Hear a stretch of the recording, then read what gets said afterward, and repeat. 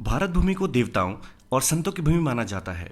इस भूमि पर अक्सर विदेशी शक्तियों द्वारा आक्रमण किया गया है, जिन्होंने यहाँ के धर्म को समाप्त करने का प्रयास किया। लेकिन हर बार ईश्वर ने ब्रह्म ज्ञान का प्रकाश समाज तक पहुंचाने के लिए संत महापुरुष नामक दिव्य माध्यम को इस धरती पर भेजा। और आज के व्लॉग में हम एक ऐसे ही महान व्यक्ति के बारे में जानने जा रहे हैं। आपने उनका नाम लगातार टीवी या सोशल मीडिया के जरिए सुना होगा और यूट्यूब के जरिए उनके अनमोल वचन भी सुने होंगे। इसीलिए आज हमने इस व्लॉग के माध्यम से प्रेमानंद महाराज जी का जीवन परिचय देने का प्रयास किया है। तो चलिए चलते हैं अपने इस व्लॉग। प्रेमानंद जी महाराज का जन्म उत्तर प्रदेश राज्य में कानपुर के पास सरसौल तालुका के अखरी गांव में एक ब्राह्मण परिवार में हुआ था। प्रेमानंद जी महाराज का असली नाम अनिरुद्ध कुमार पांडे है। क्योंकि पूरे परिवार का माहौल सात्विक और धार्मिक था, इसलिए बचपन से ही उनका रुझान आध्यात्मिकता की ओर भी अधिक था। इसीलिए कम उम्र में ही उन्होंने अपने परिवार को छोड़कर ब्रह्मचारी जीवन जीने का फैसला किया। प्रेमानंद जी महाराज के पिता का नाम शंभुनाथ पांडे है और माता का नाम रमा देवी है। उनके परिवार का आजीविका का साधन खेती था, जिससे वे पूरे परिवार का भरण पोषण करते थे। उनके एक बड़े भाई भी हैं। उनके बड़े भाई ने संस्कृत की पढ़ाई की थी और वो घर के सदस्यों को संस्कृत में कई धर्म ग्रंथ पढ़कर सुनाते थे। प्रेमानंद जी महाराज के दादा भी एक सन्यासी थे, अर्थात पूरा परिवार एक सात्विक था और भक्ति मार्ग पर घर छोड़ने के बाद प्रेमानंद महाराज कुछ दिनों तक नंदेश्वर धाम में रहते थे। कुछ दिन वहां रहने के बाद उन्होंने किसी तरह वाराणसी में प्रवेश कर लिया। वाराणसी में अपने तपस्वी जीवन के दौरान वह दिन में 3 बार गंगा स्नान करते थे और तुलसी घाट पर स्थित पीपल के पेड़ के नीचे बैठकर भगवान शंकर की आराधना करते थे। वह अपनी आजीविका चलाने के लिए वहां एक भिक्षु के रूप में रहते थे। अगर कोई खाना दे देता था तो खा लेते थे, नहीं तो कभी कभी भूखा भी रहना पड़ता था। तब वह गंगा जल पीकर सो जाते थे, चाहे भीषण ठंड हो या भारी बारिश। उन दिनों भी गंगा में स्नान करते थे। उनका यह स्नान करने का नियम था। उस समय जब पहनने के लिए भगवा कपड़ा नहीं होता था तो शरीर पर एक बोरी रखकर उसे वस्त्र के रूप में धारण किया करते थे। घर बार छोड़कर महाराज ब्राह्मण धर्म की दीक्षा लेने के लिए इधर उधर घूमते रहे। दीक्षा के बाद अनिरुद्ध कुमार पांडे का नाम आनंद स्वरूप ब्रह्मचारी रखा गया। महाराज श्री गौरंगा शरण जी उनके गुरु थे। कहा जाता है कि वह लगभग 10 वर्षों से गुरु की सेवा में रहे। प्रेमानंद महाराज प्रतिदिन की तरह तुलसी घाट पर पीपल वृक्ष के नीचे बैठकर भगवान शंकर का ध्यान कर रहे थे। उनके मन में विचार आया कि भगवान श्री कृष्ण का वृंदावन कैसा होगा। इसके बाद उन्होंने उस विचार को नजरअंदाज कर दिया और अपने ध्यान पर केंद्रित किया। अगले दिन एक अज्ञात महात्मा महाराज से मिलने आए और कहा कि स्वामी जी, आचार्य राम शर्मा जी हनुमान विश्वविद्यालय काशी में एक धार्मिक कार्यक्रम की तैयारी कर रहे हैं।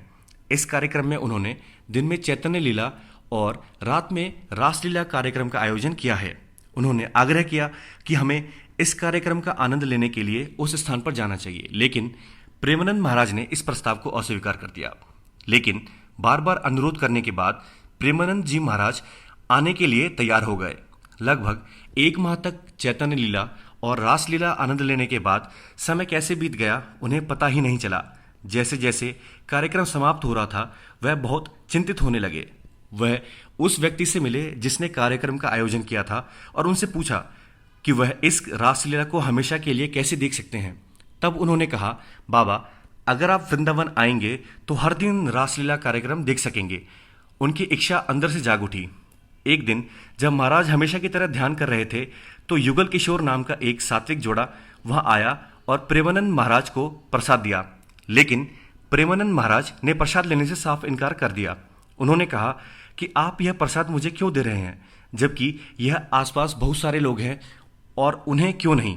तब उन्होंने कहा कि यह प्रसाद आपको देने की इच्छा उनके अंदर से पैदा हुई है। वह प्रसाद देकर महाराज जी से निवेदन किया कि आप मेरी कुटिया में आकर भोजन करें। तदनुसार महाराज तैयार हो गए और युगल प्रसाद के साथ उनकी कुटिया में चले गए। वहां महाराज ने युगल प्रसाद से कहा कि मेरी बहुत इच्छा है कि मैं वृंदावन जाऊं, लेकिन जाने का कोई योग नहीं बन रहा है। यह उनकी मन की यह इच्छा उन्होंने उनके सामने प्रकट की।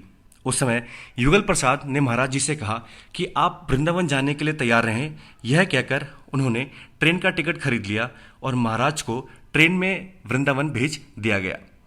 वृंदावन आने के बाद महाराज भगवान कृष्ण और राधा की भक्ति में लीन हो गए। उन्होंने तपस्वी जीवन त्याग दिया और खुद को राधा और भगवान कृष्ण के लिए समर्पित करना शुरू कर दिया।